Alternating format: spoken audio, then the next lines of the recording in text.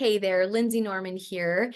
Today we are going to be talking about a topic that definitely is a skill to be developed over time as a leader, but it's absolutely one of the most critical and best skills that you can learn as a leader because it really creates and lends itself to trust that can be built over time. So our topic today is on listening and seeking understanding. So usually this happens when you are personally dealing with conflict with another team member or leader, or you're helping them work through conflict with another team member or leader. So the whole topic, of course, is listening and seeking understanding. Now, how do we do that well? One of the first things that we need to fight against is pride. Okay, it's this pride. It's like, and really what that is this idea that I'm right, like, but you need to see my perspective and you need to hear me and what I have to say because I'm right. So essentially, really what we need to do is fight against that posture when we're helping, when we're trying to listen, when we're trying to work through conflict or help others do that. It's really important, like so important, that you are curious and not prideful.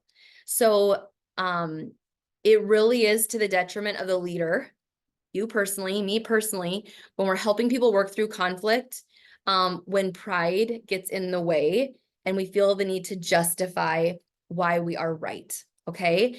And short run, you might end up, they might concede and be like, fine, you're right. But in the long run, what do you actually lose? You lose their trust and you lose their loyalty and their friendship oftentimes, or it takes a while for those things to be built back up again.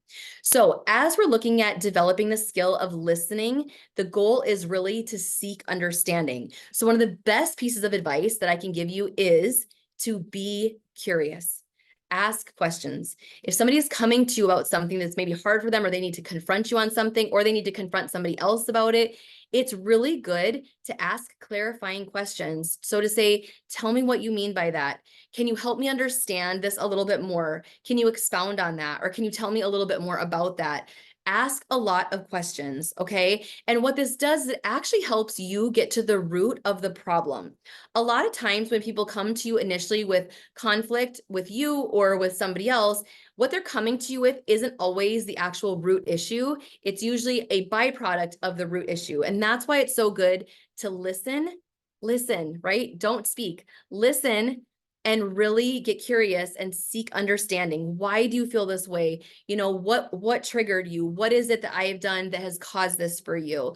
And so I really think it's really, really pivotal because it moves you also into relevant and meaningful conversation, okay?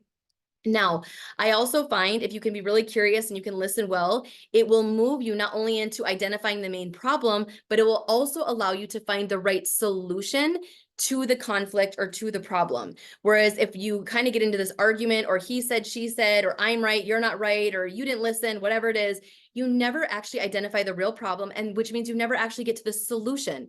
So staying curious, listening well allows you to identify the problem and get to the right solution. Now, what does this do over time, and why is this skill so incredibly important to learn? It's because it builds trust and credibility with you and your leader. This is one of the greatest gifts that you want to steward over time as a leader. There is nothing greater than having the trust and credibility with your team, because you've been able to enter into hard times with them, seek understanding, meet them where they're at, and resolve things well. Okay. So at the end of the day, I would just challenge you, like, how important is it for you to be right?